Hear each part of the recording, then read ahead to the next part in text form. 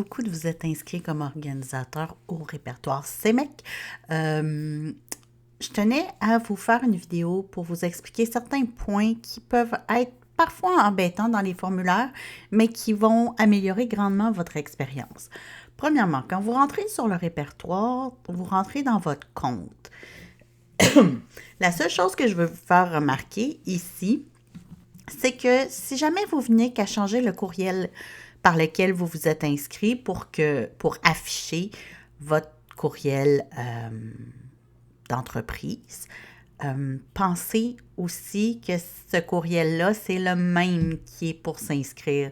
Donc, lorsque vous allez rentrer pour vous connecter au répertoire, n'oubliez pas que c'est exactement le même courriel qui doit être dans votre compte et qui sert pour rentrer. Parce que j'ai vu des gens qui ont changé le courriel ici et ça faisait en sorte que le système, la plateforme ne les reconnaissait plus.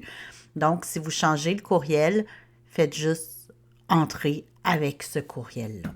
Une fois que c'est fait pour créer votre premier événement, vous pouvez aller dans Mes événements ici ou venir ici dans Mes événements. Des deux façons, vous arrivez ici pour ajouter votre premier événement. Dans ce cas-là, ici, vous avez accès au formulaire événement payant, ce qui fait en sorte que vous avez le formulaire le plus complet qui existe sur le répertoire. On remplit le formulaire avec les questions qui sont demandées. Tout ce qui est présentement avec une étoile, c'est des informations que vous devez obligatoirement nous donner. S'il n'y a pas d'étoile, c'est à votre discrétion. Par contre, j'ai 2-3 petits trucs à vous donner. On va créer un événement ensemble, le nom Marché de Noël. À quel endroit aura lieu l'événement? Je prends une que j'ai déjà rentrée au hasard et supposons que c'est dans la ville de Drummondville. Pour arriver directement à Drummondville, ce que j'ai fait ici, c'est que j'ai commencé à taper le mot et ça m'a emmené directement au bon endroit. Donc, je sélectionne Drummondville. Donc, l'événement va se mettre automatiquement dans le répertoire des événements dans la région Centre du Québec. Le numéro de téléphone pour rejoindre l'organisme et pour le marché ou l'organisme qui organise le marché est facultatif. Les heures d'ouverture d'ouverture au public. Ici, vous avez jusqu'à 60 caractères. Donc, ça permet des choses comme samedi de 9h à 17h et dimanche de 10h à 16h. Ça permet aussi d'ajouter une information comme le marché a lieu les jeudis de 16h à 20h. Parce que, là ici, je vais mettre que c'est juste de 10 à 16. Parce que ici, on met la première journée de l'événement, donc le 12 du 12,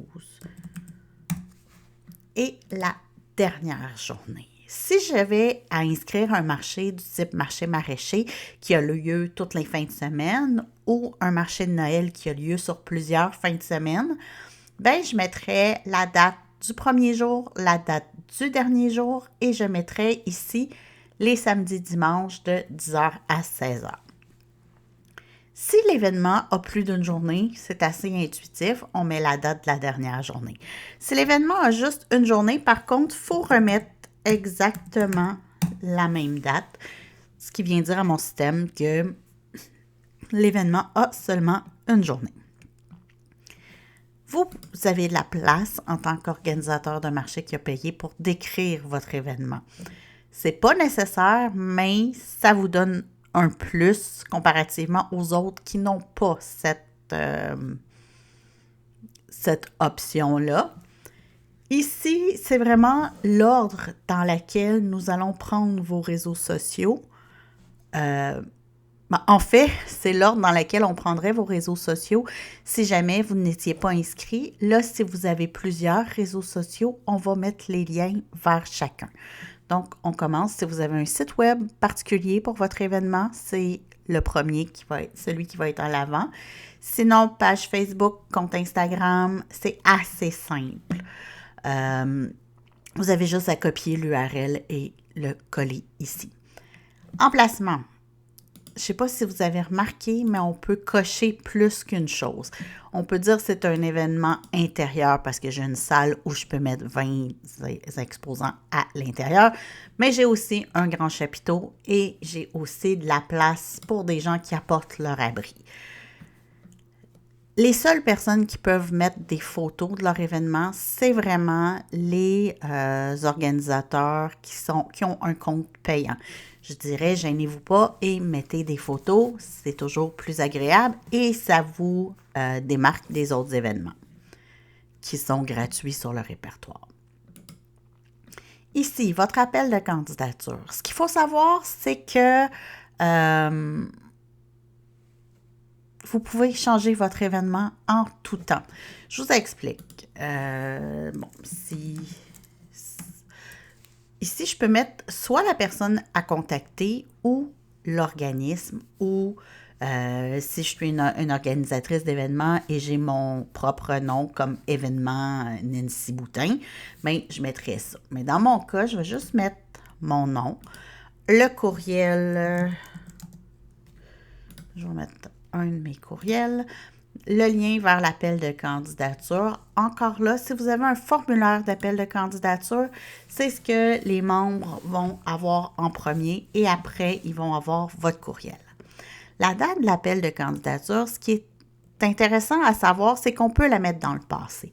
Si j'ai inscrit mon marché ou que, je ne sais pas, en cours de route, je mets un appel de candidature du 10 septembre au, 11 octobre, mais qu'en 3 jours, je remplis toutes mes places, je peux venir ici et dire « OK, les places sont toutes prises ». J'ai juste à mettre les dates dans le passé et ça l'enlève l'appel de candidature des appels actifs. Sauf que il se passe quelque chose et j'ai des annulations, puis je dois trouver des gens rapidement. Bien, j'ai juste à revenir dans mon événement, modifier la date pour la mettre à une date plus loin et les abonnés du répertoire vont voir que votre appel de candidature a été remis actif. Parce que ce qu'on leur fournit, c'est toujours la liste des appels de candidature qui sont actifs à la date de leur recherche. Donc, vous pouvez même aller dans le futur puis dire l'événement que j'organise, je veux qu'il soit affiché sur le répertoire, mais mon appel de candidature, elle va être du 1er octobre au 1er novembre. Je peux aller le mettre dans le futur comme ça aussi. L'appel de candidature va être caché pour les membres du répertoire jusqu'au 1er octobre et elle va se mettre active le 1er octobre, donc elle va être visible pour tous.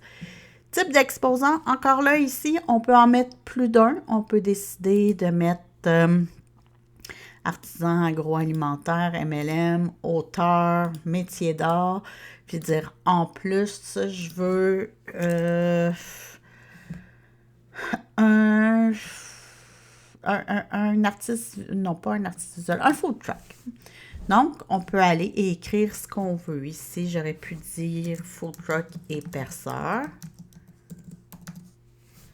Est-ce qu'il y a une sélection après l'appel de candidature ou c'est premier arrivé, premier servi?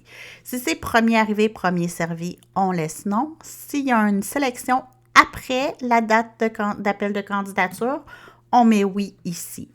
Est-ce que le nombre d'exposants par catégorie est limité? Exemple, est-ce que je prends juste 2 kiosques de savon, 1 kiosque de bougies, 3 kiosques de bijoux?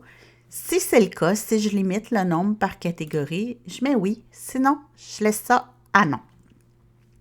Est-ce que j'effectue des vérifications comme est-ce que le numéro des entreprises du Québec est valide? Est-ce que les gens qui sont en agroalimentaire ont vraiment leur permis du MAPAC?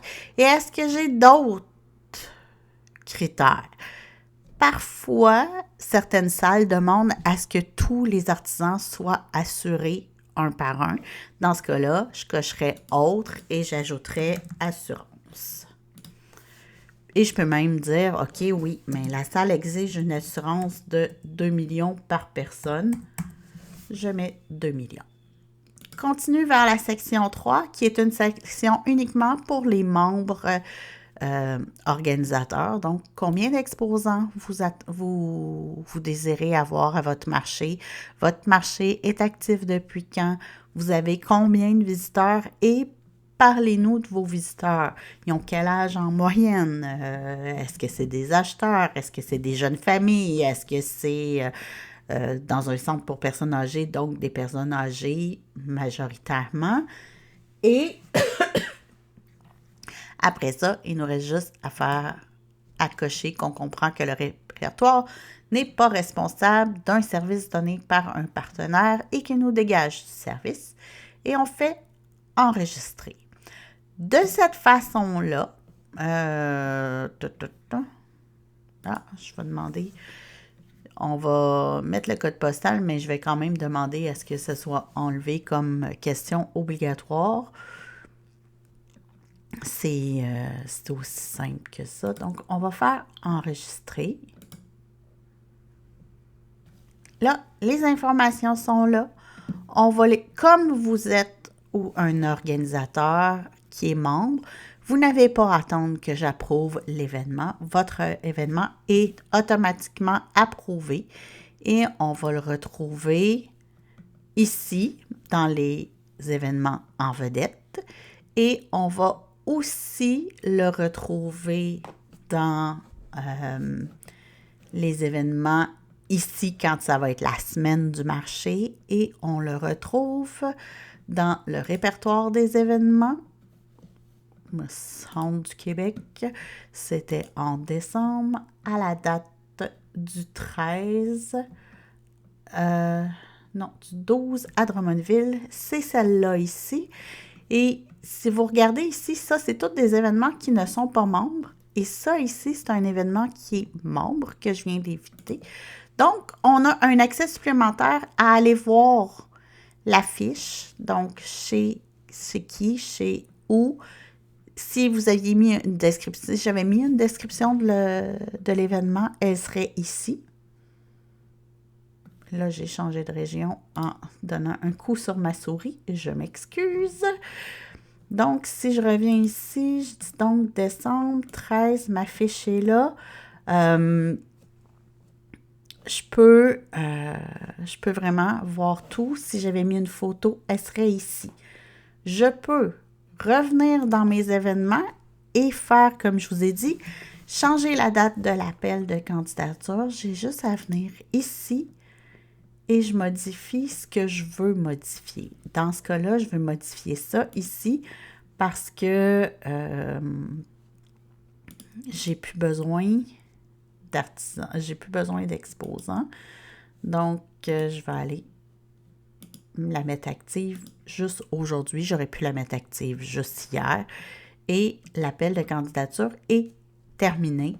Dans ce cas-là, les membres du répertoire vont l'avoir aujourd'hui seulement. Ils la verront plus après. Je fais enregistrer et mon événement est maintenant enregistré. C'est aussi simple que ça. C'est juste qu'il y a des petits trucs comme les heures d'ouverture, dont je voulais vous parler. Et je mettrai beaucoup d'accent aussi sur choisissez une photo qui représente bien votre marché. Ça va vraiment mettre votre marché en valeur. On est encore à faire quelques petites modifications dans les formulaires. Ça se peut qu'éventuellement, il y ait des petites différences, mais ça ne sera pas des différences fondamentales. Ça va être juste, on va changer quelque chose de place. Je pense que vous allez être capable de vous retrouver, mais ce que je voulais vraiment prendre le temps de mentionner, c'est que vous pouvez toujours aller changer les informations. Si vous perdez votre local, vous pouvez même venir mettre un nouveau local. Vous vous êtes trompé dans la date, vous pouvez venir changer la date. Quand vous avez inscrit votre événement, vous n'aviez pas nécessairement un événement Facebook de créer. Maintenant, vous en avez un. Vous pouvez venir l'ajouter. Donc, en tout temps, vous pouvez venir modifier vos événements à votre guise, ce qui est un gros avantage sur les autres organisateurs de marché qui ne peuvent pas venir modifier si c'est moi qui ai rentré l'événement ou s'ils l'ont rentré gratuitement. ils peuvent aller le modifier, mais ils n'ont pas accès à plusieurs informations que vous avez et à la visibilité supplémentaire que vous avez, ce qui est toujours un plus. Sur ce, si vous avez peu importe la question qui pourrait vous venir en tête, soit sur le formulaire, soit par rapport au répertoire, soit en lien avec les marchés, sachez que l'équipe du répertoire est toujours disponible pour répondre à vos questions et pour vous orienter dans les pistes de recherche de solutions. Et habituellement, avec l'expérience que l'équipe combine ici, on est capable de répondre à plusieurs questions. Gênez-vous pas.